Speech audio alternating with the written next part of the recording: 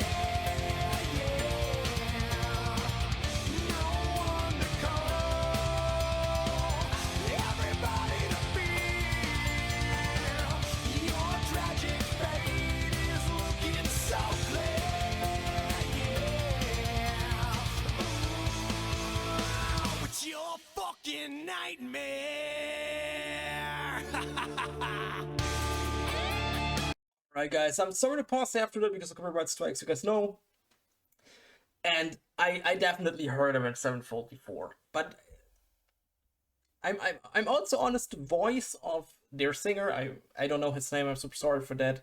Also reminds me a little bit of the singer of Metallica, James Hetfield.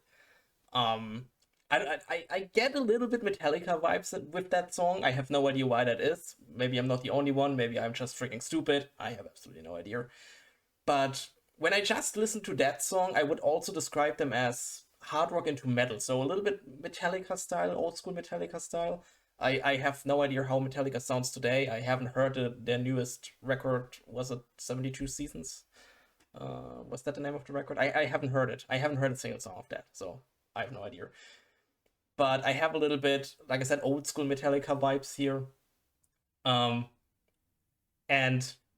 I'm honest, the chorus is really cool. I really, really like the chorus. The rest of the song and also this Metallica style of rest of the song, not completely my type of music, but you know, I come from a complete different type of music. I listen to metalcore, deathcore, stuff like that, really heavy shit.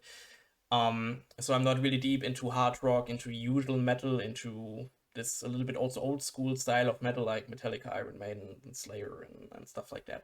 Not directly my type of music, but I'm super happy and super glad to check out Avenged Sevenfold now because, like I said, I never really knew except for the one time I saw them live. But like I said, that is so many years ago that I can't remember a single thing.